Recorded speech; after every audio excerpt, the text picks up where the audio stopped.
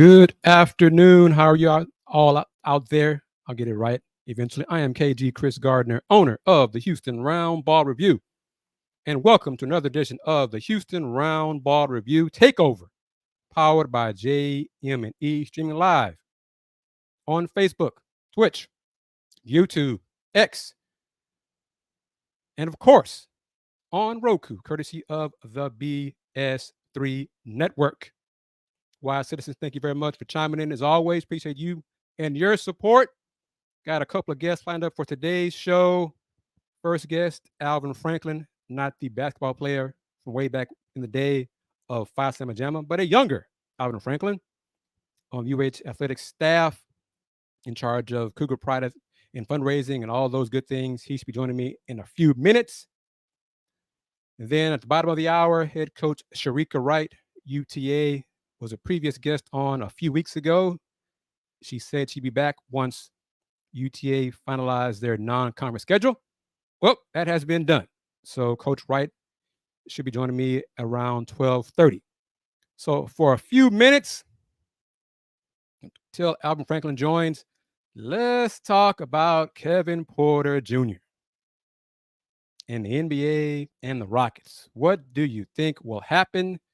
What do you think will happen with KPJ? What do you think should happen with KPJ? Are his days with the Rockets over? Like I think. Salute to the Rockets trying to trade him, because that's a bold move there, Cotton. That's a bold move. And that's an even bolder move for a team who opts to trade for him. Why in the hell would you do that? So I don't know what to say. Well, let me say this. Tomorrow, September 15th, probably have another edition of the Let's Talk Houston Rockets, so I can talk with more of the members of the Rockets family, talk about it more in detail. But if you haven't heard, where you been? KPJ and the alleged assault of his girlfriend, Kaiser Gondrzek, who I have to say, I knew her dad, Grant Gondrzek. Grant played ball. May he rest in peace. He passed away in 2021. And Grant, he battled his own personal demons. But he could hoop. He could coach. He spent time here in Houston working with John Lucas at the lab. And they were very, very close, Luke and Grant Gondrzek. And Luke and Grant's daughters were close. And I think it has been confirmed that they were indeed. Luke is the godfather of Kaiser and her sister. We'll talk about that afterwards. But on time, as promised, as he said he would, going to bring him in, Mr. Alvin Franklin. How are you, sir? I'm doing well, man. How are you? I'm doing very well. Thank you very much for chiming in. Let's see. We saw each other at the Bayou Bucket Luncheon. Yes. I shook your hand and I touched on it. And I said, I'd like to get you on the show. And Andrew Pay made it happen. So thank you very much to Andrew, as well as you taking time out to join me today here on the Roundball Review Takeover. Yes. Thank you for having me. Oh, my pleasure. For folks who don't know who Alvin Franklin is, let everybody know who you are. Alvin Franklin, as you alluded to, so I am brand new to the University of Houston, coming from Mississippi State University to serve as our Senior Associate Athletic Director and Executive Director of Development, leading the Cougar Pride office here with Houston Athletics. How long have you been here? So this is the end of week 3. So is that all? Yeah, I started on August 28th. Wow. Okay. Well, because I think the press release came out in the first part of August, and I mentioned it on this show. I think actually the day of. I think that's when that was released. So it's just been 3 weeks. All right. Well, what are your initial thoughts about H-Town, University of Houston? So far, things have been amazing. People have been so welcoming. I think, for me being a Southern boy, born and raised in Mississippi, you hear about quote unquote Southern hospitality, and feeling that warmth, when you get into the deep South from people. But I think that it's I don't want to say overrated, but so far since I've been in Houston, I've had just as much or more hospitality in this first 3 weeks I got in Mississippi. The people here have been great. People love their Cougars. Yes. Our fan base and donor base is very, they're on top of things. They're very smart and understand really our call to action right now. And what is a call or action? So right now, of course, we just went into the Big 12. Of course, there's no secret. You have to be under a rock to not know it. So right now, there's a couple of different things. We are, of course, full steam ahead. Having to raise money from a facility standpoint. I know people have seen, if they're driven down Cullen, they've seen renovations going on to GVL, to Gavi Lewis practice facility for basketball. But we still have a chunk to knock out to get that project completed. Our new brand new football operations center that's been in the works right now is probably our number one priority from a fundraising standpoint, because that becomes a game changer, not just for football, but it becomes a game changer for our athletic department as a whole. And so right now those two things are kind of front of mind. And from an operational standpoint, we were in the American Conference and really from a budgetary standpoint, near the top of that league, right at the top of that league from an operating budget standpoint. But now we're in a new league and we know we got four new people coming in next year. Right. And so we're near the bottom of the league from an operational standpoint. So I know our fans and donors, all our stakeholders want us to be competitive in this league, but there's a tall task at hand from a resource standpoint. There's a gap there. And so we're going to have to close that gap and close it pretty fast if we want to keep, making sure we have what we need from a resource standpoint for our student athletes and coaches to have what they need to compete at a high level here. And I'm not sure if you had a chance to meet Miss Wanda Polk yet, but she is a active U8 alum and supporter of this show and supporter of the Houston Roundball Review. And you will meet her at some point. Wanda Polk is almost everywhere U8 athletics. So, Mr. Franklin, if you have not met Miss Polk, I have not. I think you will. You might meet her Saturday. Okay. So yeah, she's everywhere. She tries to support U8 athletics any and every chance she gets. So that's a name to jot down for you. So Miss Wanda, see, there you go. See you watching me. So I'm trying to help UH. So there you go. It all works together. And I'm a UH alum as well. Okay. So keep that in mind. Whatever you hear on campus, Chris is a harder program. Yes, I am, because I'm an alum, but I'm fair. Okay. And I've been through it 25 years. So all right. You came from Mississippi State. Yes, sir. Is that right? Yes, sir. Alvin, that's in the SEC. That's the football conference. So why'd you decide to leave there to come to Houston? The opportunity here to me is one of the you don't get to do this when you sign up to work in college athletics.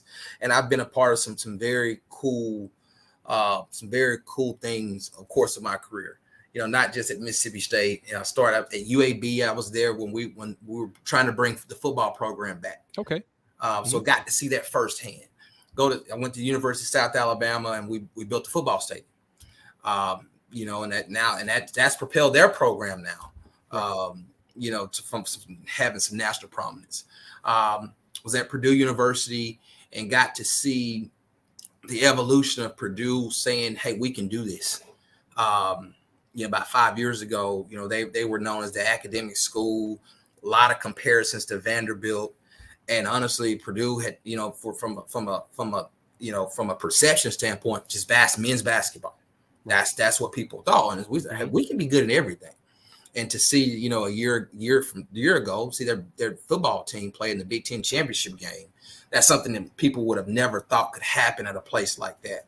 Okay. And so being there and being a part of that, and then being able to go to Mississippi State, and Mississippi State had a multifaceted role where I led major good fundraising there for athletics, but as you allude to football, I was a football sport administrator.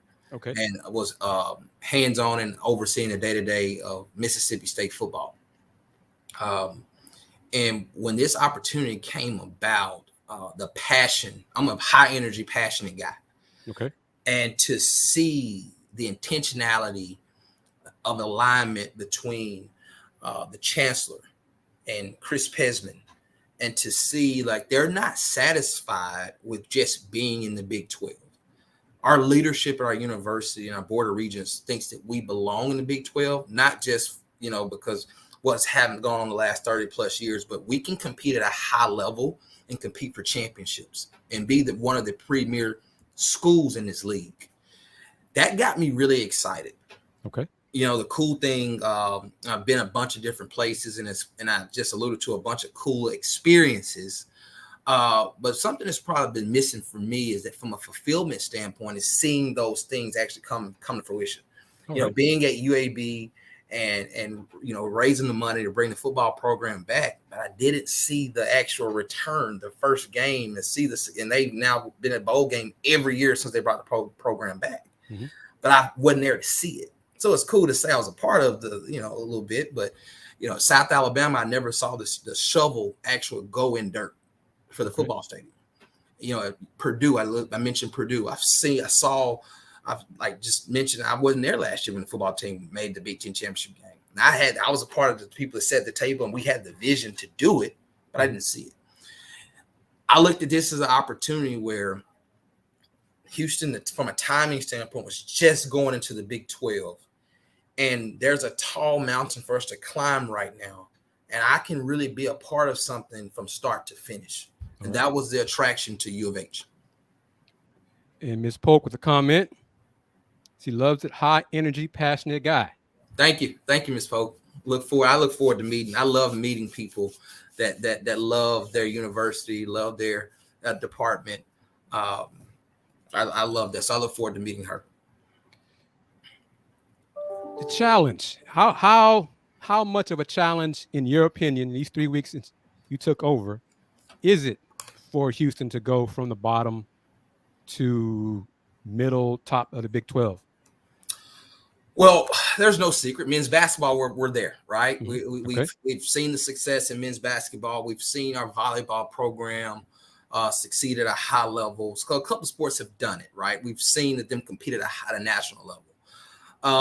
From a challenge standpoint, I think it's not impossible, but we have to change mindset.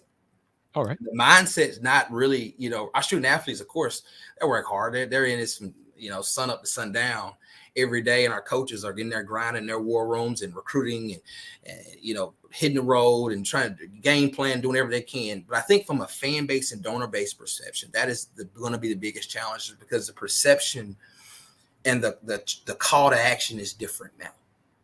Of course, because let's just be honest, right? We talked about from a revenue standpoint, us being behind, budgetary standpoint. Mm-hmm. All right. From a Cougar Pride standpoint, for the last 20 years, or probably longer than that, the Cougar Pride membership has been tied directly to parking and seating. Well, you had, from a stadium standpoint and arena standpoint, you're about even amongst your colleagues, right? Right. If you look at you look at how many people had season tickets at Temple and South Florida and Memphis, and I'm going on about the American and in the previous Conference USA. But now you're in a league where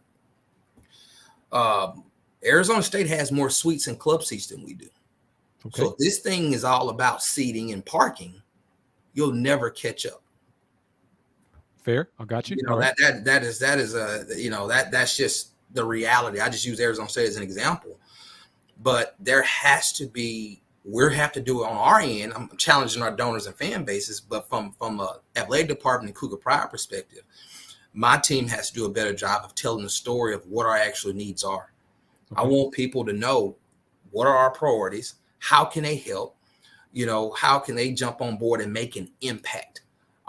We want it to be known. This is where your dollars, these are where your money is going. This is how we're utilizing these funds to really move the needle for us to inch closer and closer toward the top of this league, and not be so much, because I just think that, I want us to become a national brand from a fundraising standpoint. I want people that live in New York City or Los Angeles that are UH alums, that are UH supporters, that watch every game on TV. I want them to understand you can help from afar. Okay. And that has not, historically been the case. It's been more of the people kind of in the Houston metro area, maybe San Antonio, maybe Austin, Dallas. But we have people all over the country and all over the world that have been very successful that can pour in that financial support to really help us move the needle. And I'm not sure if you spoke with Garrett Classy, but he was kind enough to join me on this show 2 weeks ago. Mm-hmm. And you and Garrett seem to be bringing different mindset, new ideas to UH. Would you agree with that? Yes. Yes. And I think the mindset from that, and me and Garrett, of course, are aligned hand in hand with our thinking, and kind of with our tasks on a daily basis and where we're trying to go. But I think me and Garrett have seen something that a lot of people have not seen. And that is understanding that there's going to be a week or stretch in your football schedule where you're going to play 4 or 5 straight ranked teams. Mm-hmm. And in every sport, not just football, every sport. Yeah. And there has to be resources behind our programs to really prepare, make sure that our coaches have everything they need to prepare our student athletes for that challenge. And I'll never forget, we were rolling at Mississippi State this past year in men's basketball, and Chris Jans, the coach there, came from New Mexico State. Mm-hmm. And he had that thing at New Mexico State rolling. Chris is, a phenomenal coach. When we hired him, we were all excited about it. But we had a stretch last year where we played Tennessee on a Saturday. We played Tennessee on Saturday, Alabama on Tuesday, and then we went to Auburn on the next Saturday. And Chris Jans, we lost 3 in a row. Yeah. And we were undefeated. And all of a sudden now you're 12-3. Mm-hmm. And all of a sudden we went from, being nationally ranked to now when Joe Lenardi updated it, we were first 4 out.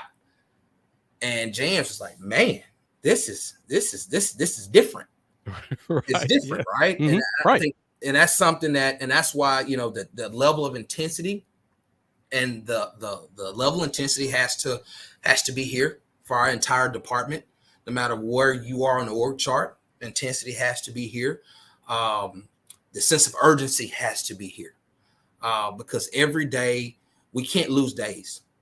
They're because everybody in our league is getting better every single day. Right. So we have to do the same thing. Mm-hmm. Another comment from Ms. Polk. This new mindset is exactly what we need. See, Alvin, she's got that we. I tell you, she is a true UH alum. What we need. Okay. I'm gonna go back. Okay. Saturday was a loss. Uh-huh. Lost to Rice. Surprising loss to some disappointing loss. Have you noticed a change? Talking about the mindset. Mm-hmm. Had negativity creeped in from donors, from fans supporting Mr. Franklin. I hear what you're saying, but man, we just lost to Rice. I don't know if I want to support the team right now. Have you read into that so far yet this week? Well, I think I don't want to say anger has been kind of the sentiment. I think that we've seen some level of disappointment. But I think what people have to know, no one wants to win more than those kids do. And mm-hmm. I know people, alums are passionate about their university and passionate about the program. But at the end of the day, this is about our student athletes, and they want to win just as bad as anybody, and our coaches as well. But this week we have seen, some sentiment of disappointment, but I think also it's a lesson that, hey, we haven't created that gap yet. Right. That's the reality of where we are is, yeah, we have made a jump into a new league. There's no excuse, but so did Rice. Right. Right. They made it. Mm-hmm. Someone saw them worthy of jumping into a new league as well. And the reality is, right now, where it stands from a resource standpoint, and I don't want to make this where I'm on this show and I'm selling, right? But in a way, I kind of am. But that's fine. That's one reason I want you on the show. Right. From a resource standpoint, right now, budgetary wise, we're more closer to the group of 5 schools than we are to the top tier Power 5s. Sure. And so the reality is, until we continue to do this from a resource standpoint, and you're still kind of here, the upsets are more realistically, they're more realistic to happen. And that's just, that's where we are. That's just that's why we need more and more people to jump on board, tell everybody they know, hey, we need you. That's fair. And I'm glad you're on today, and I invite you to come on as often as you are able to, because I want to do my part. Like I said, I'm a UH alum. I want to see my university shine in everything. Academics, athletics. If it has University of Houston on it, I want them to shine. I want us to shine. The last few years, there have been some bumps in the road and things of that sort, and I've been critical in certain areas because I've been privileged to cover the Big 12 teams, Big 12 conference, Big 12, big time athletics. So acts. And my alma mater is not there yet. And they're working to get there. And that's what I'm trying to help us do, is to get to that point where the talent level is top notch in everything, from professors to students to coaches to student athletes, all those things. And that's what I want to do. And I'm trying to do on this platform here. I think AD Jones are having me be on this show to host this show on Thursdays, and hopefully another day this week. Haven't make it twice a week. But if I can have a little part of a show every week, the Houston Cougars Corner, whatever you want, whatever, to get the word out about my alma mater, I'm going to do so. No slight on Rice, TSU, HCU, and other local schools in Houston. But first things first, my love to my school. And I'll talk about the Rockets and, Texans, Astros, all other, etc. What are some of your immediate goals that you like to accomplish the rest of this calendar year and then the rest of the season? Well, first, let me back up before I'm going to answer that question. I'm going to tell you something that really was eye-opening for me. And we talk about setting the tone and being tone setters. Culture. That's kind of the flash word that's using, especially in athletics around the country, is what is your culture like? The thing, and I'm a big note taker. I take a lot of notes. Usually I carry these little cards around every game. I have little things on them that I want to observe. And the first thing that I observed on this past Saturday at Rice was when our team arrived at the stadium, there was not a Houston contingent there to welcome them. And that sets the tone, right? And so that's something that, it's something we're going to start promoting more. I noticed that. I said, man, and I kind of got that nervous feeling a little bit, like, man, I've been a student athlete before, and I know what it's like when you get off that bus and you're walking into a stadium and it's kind of quiet. It's the tailgate and there's not a lot of people in the parking lot, and it kind of gets that scrimmage practice mindset of like, how exciting is this today? Right. And, I get home and I turn on the TV. And I see that late game on Saturday was Auburn and Cal. Auburn and Cal. And they showed a clip of Auburn arriving at the stadium at Cal Berkeley. And we're talking about, 3,000 miles away. And there were about 20,000 Auburn fans at Cal. And so when their team got off the bus, they did their whole Tiger Walk they normally do at their home games. Usually on the road, you just pull right up to the locker room. Right. They positioned them to pull up down the street so that they could do their entire Tiger Walk. And, that is where we're trying to get to. Okay. People understand, hey, this is it's bigger than when we make the Final Four or the Sweet 16 or, we get to big events. When we go on a road and you're there, hey, welcoming our team is essential. It's vital to setting the tone and creating that energy as our team arrives at the stadium. It's pivotal. So I just made sure I want to hit on that because you mentioned the Rice game and where we're trying to go. But for me, from a calendar standpoint, as I look at things right now, assessing what we do, how we've done it before. I kind of put it into kind of three buckets. What the things that we've done well, what do we want to keep the same?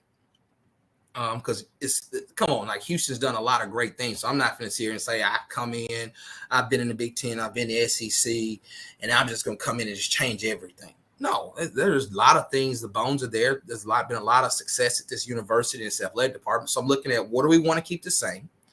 What do we want to enhance? So what's been going just okay, but we can kind of go from here with it. What are those things? And then what are the things we want to throw away? Okay. So kind of assessing, I kind of got about 25, 30 line items. I'm looking at where do these items fall as far as those three categories.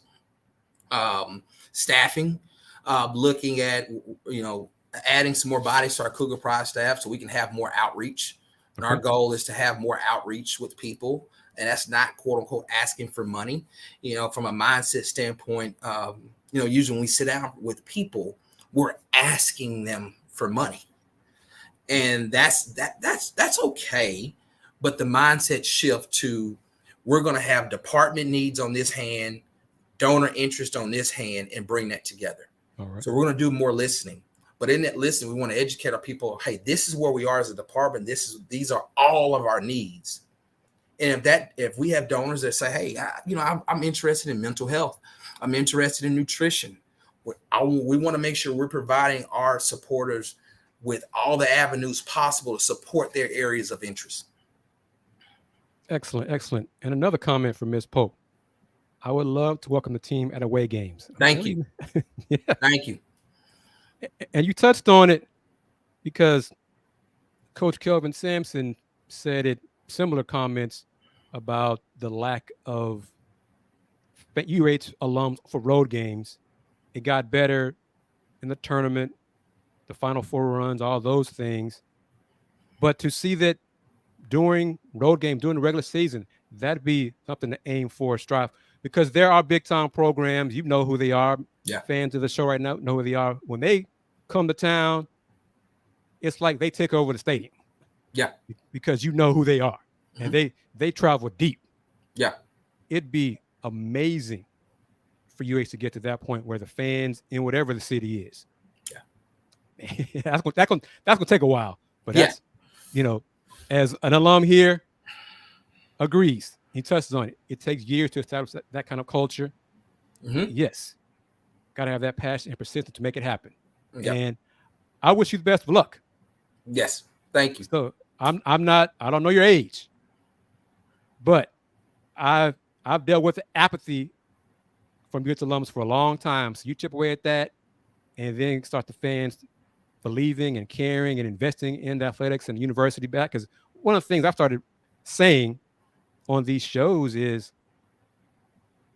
you got a degree from UH. So you spent 4 or 5 years of your life going to the university. Continue to invest in the athletic department after you graduate. Don't just, once you got the paper, I'm done. You chose the school for a reason, I think. So continue to invest in athletics and the school as an alum. That's part of it too. Yes, and I've made this comments to people. Everybody's not a sports fan. Everyone's not.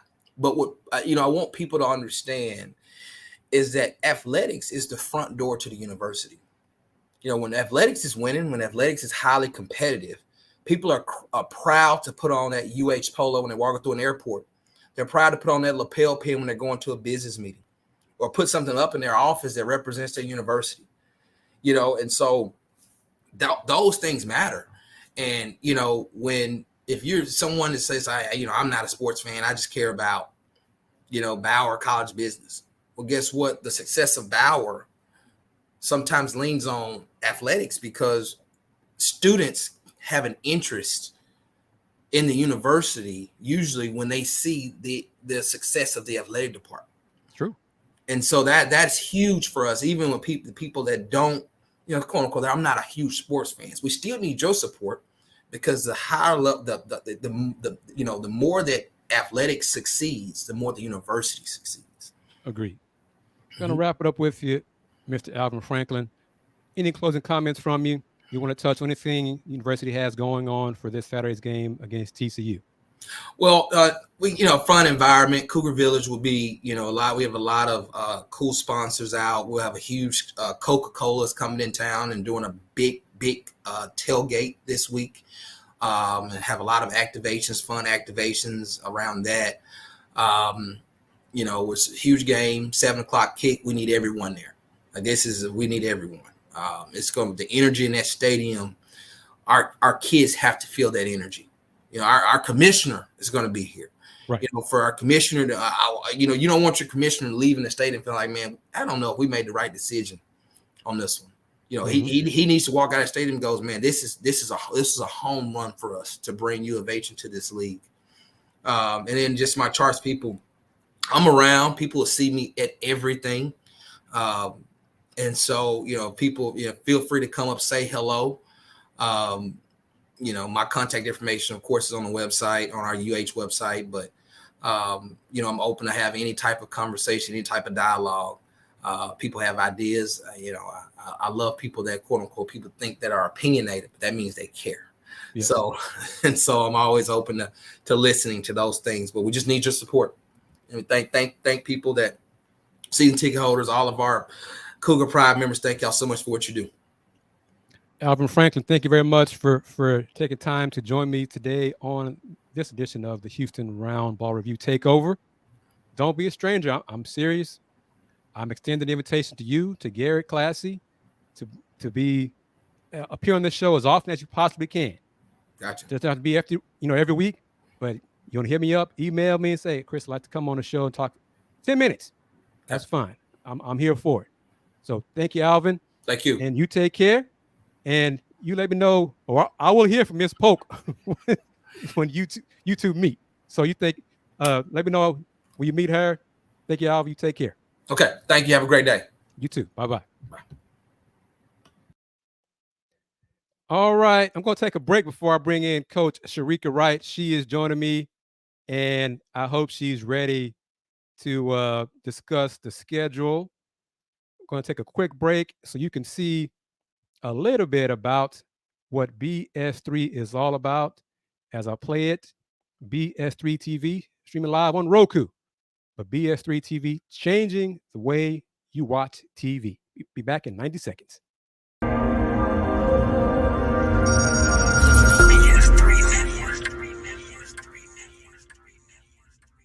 BS3 Network, changing the way you watch TV.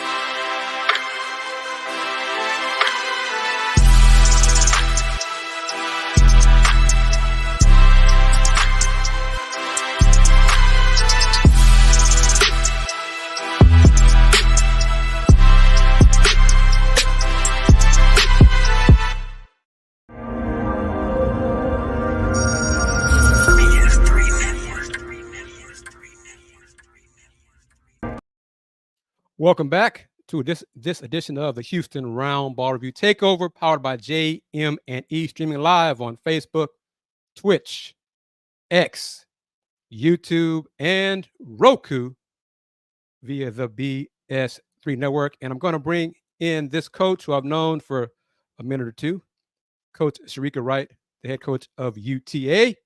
Coach Wright, how are you? I'm good, Chris. How you doing? I'm doing good. We got an echo, I think. Is it my echo or is it your echo? But we'll figure it out. I hear myself twice. All right, are you ready? I feel.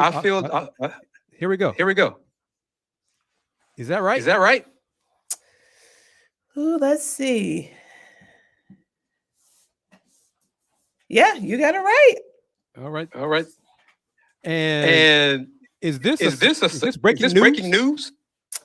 No, well, listen, we had we released this last week when I talked to you when it finally came out, and so, we were excited about our schedule. I am, obviously proud with our staff to sit down and really look at how we needed to prepare our teams. I felt like we learned a lot last year about our team and how we scheduled. And I'll be honest with you, I felt like, again, that schedule was very, very challenging for us. We learned a lot about ourselves. But one thing I would tell, I'll say to you, and I talked to you about this before, I'm going to always continue to challenge our team. Preparation is important as we continue to prepare for the WAC conference, which I feel is one of the top conferences, especially within mid-major. So we compete night in and night out with some of the best teams in the conference. And so I feel like the non-conference is important to challenge us on the road. It's important to be able to play different teams that have different styles. And to go and be uncomfortable, and I feel like this schedule will prepare us for that. Well, let's break it down. First open the season at South Florida. Yes, played South Florida here 2 years ago. A team with Coach Jose, who's done a really good job with that program. There is obviously a powerhouse, and we will open up there. He has a really, really good team. Obviously, again, we talk about, styles of play. Offensively, he does some really, really good things. And so where it's going to challenge us is how do we be able to scheme defensively? And so that's going to be a great test for us to be able to go on the road and go into an environment where we'll challenge our players early. Coach, when y'all hosted South Florida, who won? We did. We played obviously a really, really good game. And, obviously, Coach Jose talked about just how well our team played and the things that we did. And obviously that it was a year that we went to the NCAA tournament and we ended up winning the Sun Belt Championship there.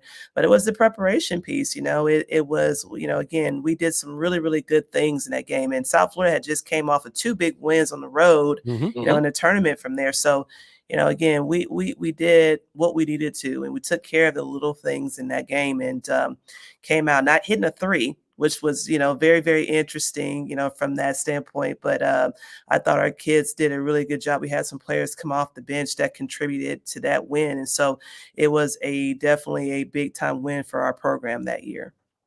All right, next Lamar. Yeah, so Lamar game will be our homecoming game. Coach Aqua is one of my good friends, great colleague, doing amazing things there.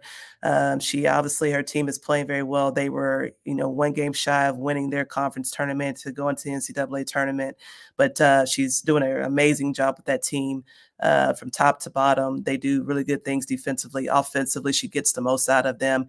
So tough, hard-nosed, just like how she was as a player at Texas A&M. And so it would be good to have them come and play us here for homecoming. At Texas. Oh, it's finally, this is my first time to be able to play at Texas since I've been here as a head coach. Obviously spent some time playing when I was in the Big 12 at Texas Tech, and Coach Schaefer, again, we know you're going to get a defensive minded team with good size and those things like that. So that's going to be good for us. On the 18th, you host UTSA. Same thing, Coach, Karen Aston, whose team is making progress. She's finally getting the players in to be able to play her style of play. And so, again, another in-state, team for us to be able to come up here and play. Again, different styles of play. I love the versatility of her team. And so definitely looking forward to them coming up here and challenging our team, especially after we've played, 3 really good teams in different styles. And then going out to California for Thanksgiving. Yes, it was important for me to go somewhere where an actual women's basketball program was hosting a tournament. I wanted to really focus on that. Last year, we went to Florida and participated in a tournament there, but I wanted to kind of challenge our team in a different, way. And I feel like we're playing two really good teams in Illinois State and NC, A&T. That again, different styles. And again, it's right before, right after Thanksgiving. This is really going to be really good before we start conference play.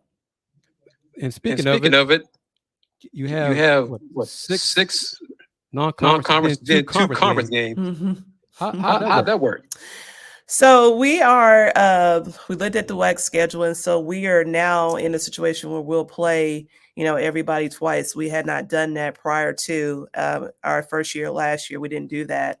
And so one of the things that we as coaches looked at is that we wanted to not force our teams to kind of get back so quickly and play a game right after Christmas.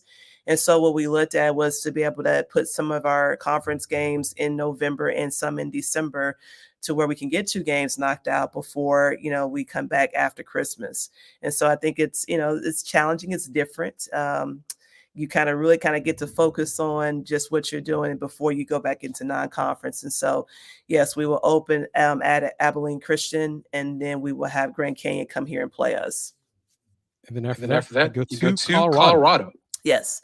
Again, wanted to challenge our team, wanted to do something a little bit different. Going up to Colorado, another NCAA tournament team who obviously is really making the strides, made a deep run in the tournament last year. So, I am really, really excited to be able to go up there. Again, it's different for our players who've never been there. There's a lot of excitement around athletics there now in Colorado. So I am really, really excited to be able to take our team up there and play. I'm going to change the screen. Let me see here. I want to bring you in. Okay. Okay. Sam Houston. Did I make a mistake? Is that a road game? Or is that a home game? It's a road game.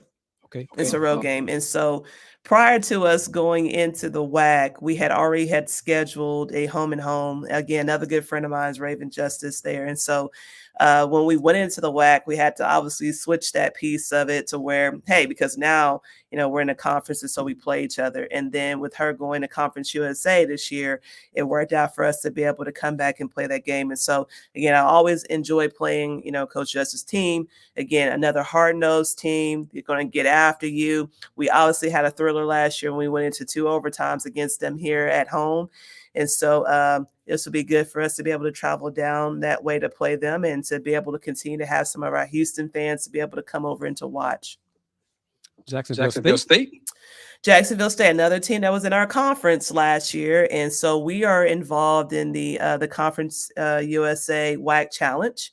Okay. And so Jacksonville State went over. It's in that conference now. I'm getting to New Mexico State. Jacksonville State and New Mexico State are part of that challenge. And so we're doing 2 games. And so we have a game at home and we have a game on the road.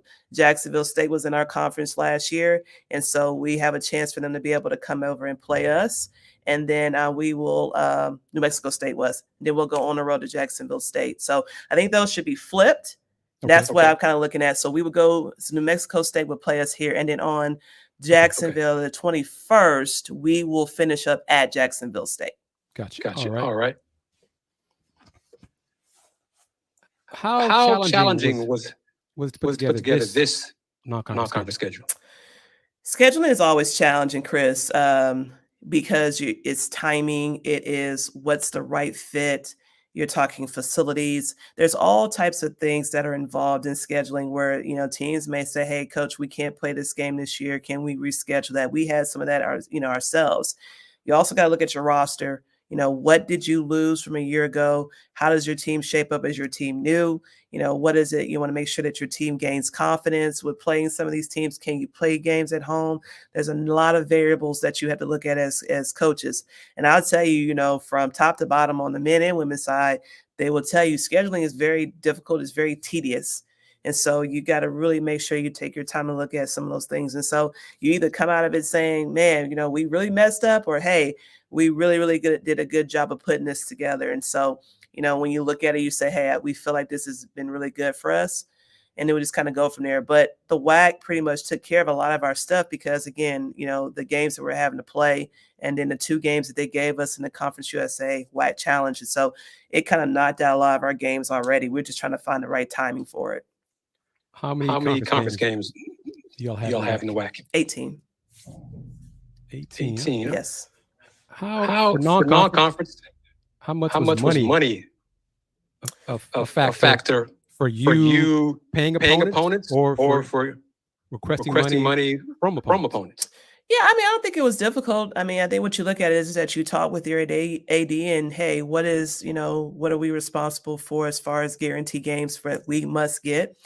And then looking at what monies we can, give to those teams to come and play us. And so, when you look at a lot of times, you're able to schedule home and homes. Lamar was a home and home. UTSA, we're starting our home and home series with them. We will do some closed scrimmages that, obviously we will not do an exhibition this year.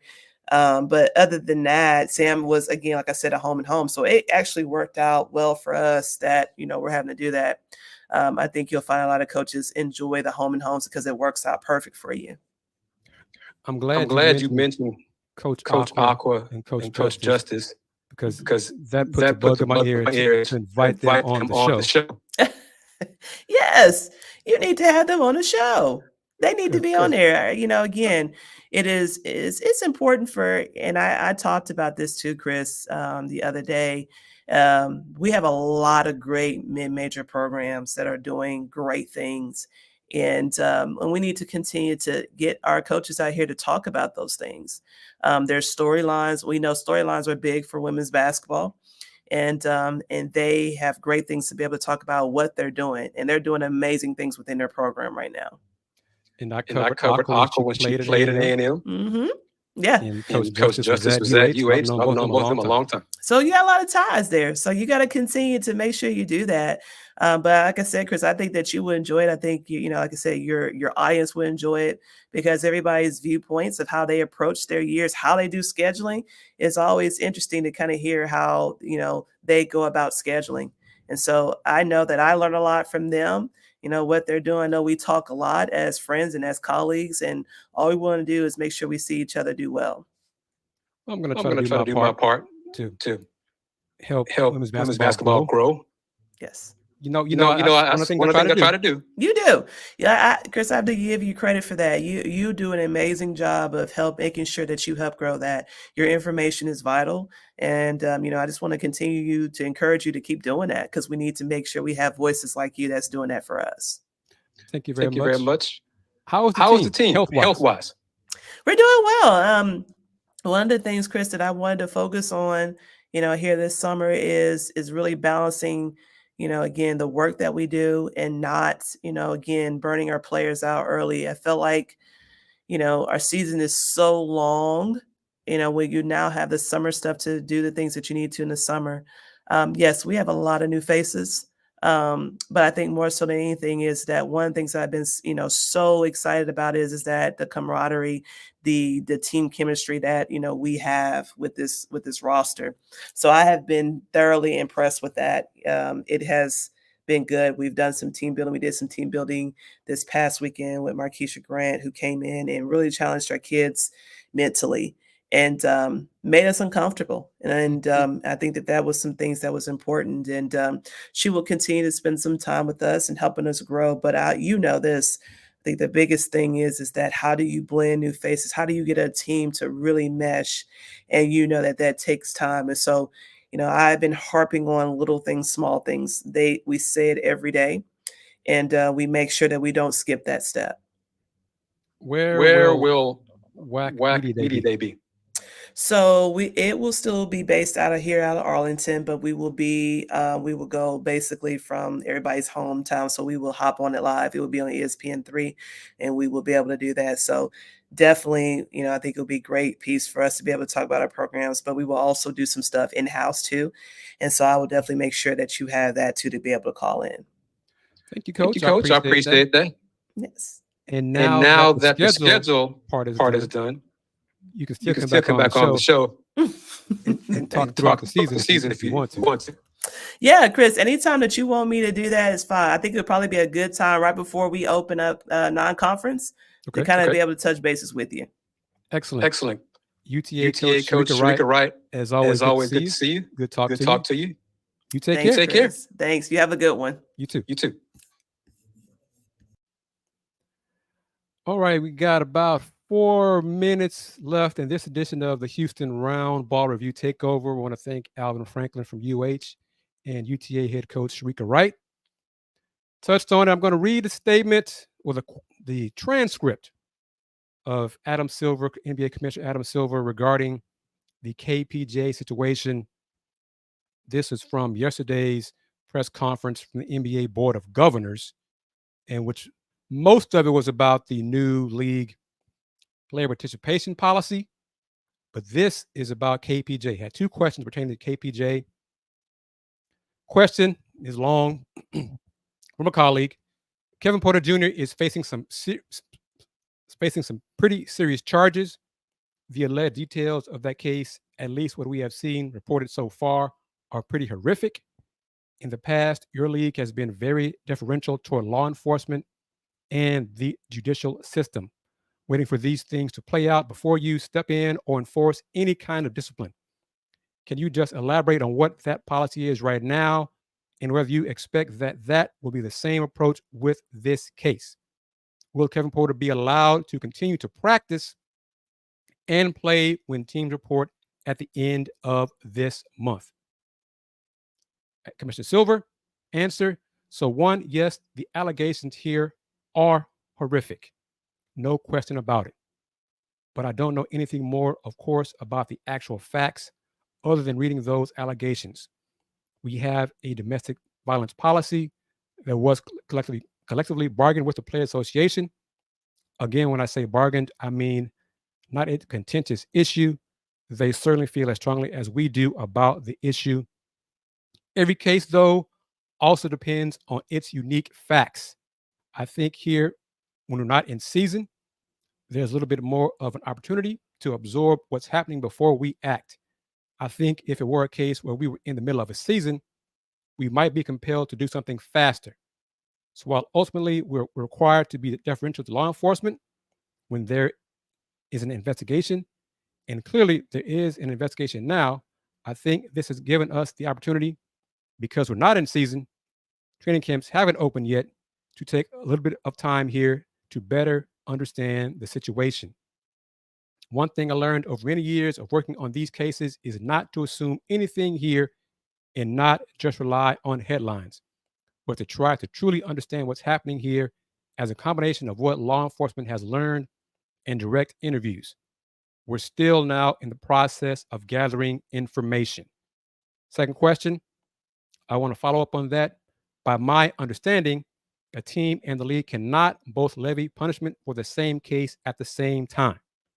If you guys are undergoing your own investigation, will KPJ be available to participate and play once training camp and the preseason starts? Commissioner Silver.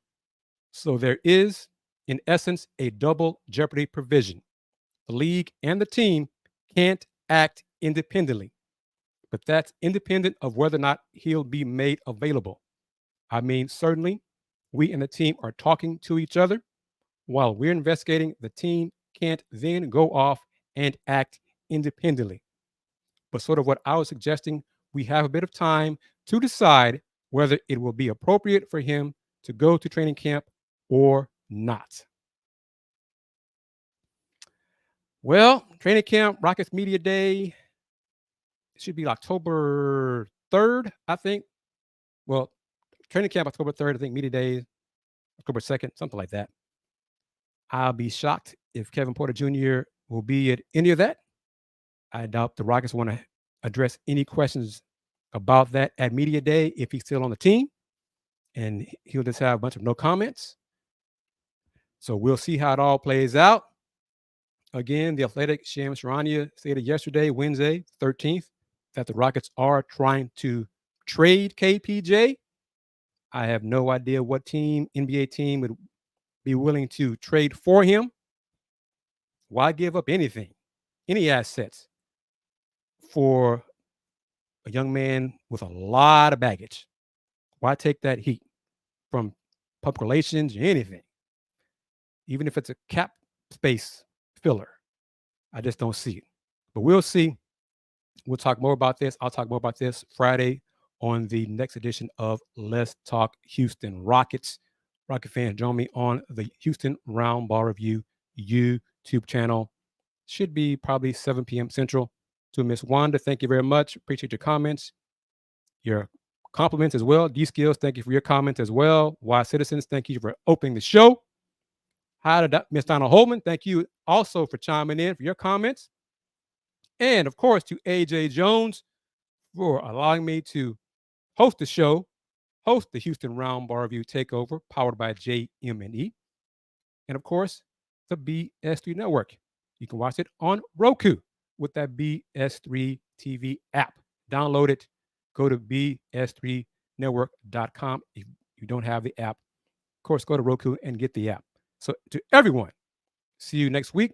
Again, thank you to Mr. Alvin Franklin and UTA head coach Shereka Wright for joining me today on this edition of the Houston Roundball Review Takeover, powered by JM&E.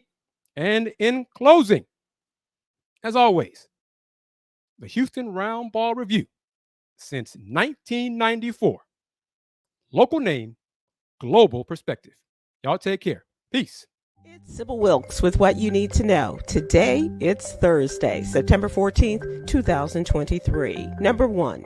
The 5 former Memphis police officers charged in the beating death of Tyre Nichols are now facing federal civil rights charges. The 29-year-old black man, a FedEx driver, was on his way home the evening of January 7th this year when stopped by Memphis police officers for driving recklessly. Tyre Nichols never made it to his mother's home. Tuesday, former cops and members of the Memphis Department's Scorpion Unit were charged with depriving Tyre Nichols of his civil rights and conspiring to withhold medical attention, charges which could bring penalties of up to life in prison. Number 2, over 60 senators from both sides of the aisle convened to address the robot in the room of AI, emphasizing the need to balance innovation and safeguarding against potential hazards. The closed-door meeting featured a panel of industry heavyweights, including CEOs from OpenAI, Tesla, Google, Microsoft, and Meta. The discussions primarily revolved around the potential harms and benefits of AI, without a clear consensus on regulatory proposals or which agency should be responsible for oversight. Number 3, the CDC released the latest sexually transmitted diseases surveillance report, and for the 6th consecutive year, the STD rate in the United States hit a record high. STD rates are 5 to 8 times higher for Black people than non-Hispanic white people. In addition, chlamydia, gonorrhea, and syphilis top the list of most commonly reported new STD infections, and they increased almost 30% from 2015 to 2019. Number 4, Daryl George, a junior at Barbers Hill High School in Mont Belvieu, Texas, is a young black man, was placed on in-school suspension for wearing his locked hair in a ponytail. Days before the punishment, Texas Crown Act went into effect, banning discriminatory practices against natural hair texture and styles like braids, locks, twists, and knots in the workplace and at school. The school claims the suspension is based on the length and not the hairstyle. The family's attorney said the school's policy on hair seems to single out Black students. Number 5, the Boris Lawrence Henson Foundation and Kate Spade New York are expanding their She Care Wellness Pods program to more HBCUs to prioritize mental health care for Black women. This groundbreaking program, co-created by Taraji P. Henson, seeks to address the mental health care needs of HBCU students by bringing mental health facilities and resources directly to 25,000 Black women on campus. The She Care Wellness Pods are physical structures installed on campuses that will offer a range of services, including free virtual and in-person mental health therapy sessions. Here's your daily inspiration from Yogi's Jewels. Don't give up. Don't give up on your peace. You can have peace that surpasses understanding. Join me today live on YouTube and Facebook at 7 p.m. Eastern, 6 p.m. Central with Ms. Astrology and Yolanda Starks-White as we talk about this new moon that's on its way and what it means for all of us, as well as the top headlines and more. Thank you to our What You Need to Know partners, the American Heart Association and Black Health Matters. Barbara Scotia College and HBCU in Concord, North Carolina needs our help. The What You Need to Know team is asking our supporters, alumni, and friends of Barbara Scotia to help them meet their immediate and pressing needs by donating to help Barbara Scotia rise. Please join donors from around the world who are stepping up to save one of the nation's oldest HBCUs. Visit SibylWilkes.com for more information. If you're living with pain and discomfort in your feet, legs, thighs, or buttocks, that may be a sign of a serious health problem. Peripheral artery disease, also known as PAD, is a disease of the blood vessels outside of the heart. It causes reduced blood flow to the area of the body with the diseased blood vessels. Diabetes, smoking, and high blood pressure are strong risk factors. Each year, approximately 150,000 leg amputations are performed in the United States, and most cases occur in people with diabetes and PAD. Talk to your doctor on how to manage your PAD, reduce your risk for heart disease and stroke, and prevent the loss of a limb. Learn more at heart.org/PAD. And check out a celebration of Black filmmakers rooted in the HBCU culture. That's November 10th through the 12th at Howard University's Blackburn Center. I'm Sybil Wilkes. Be informed, be empowered.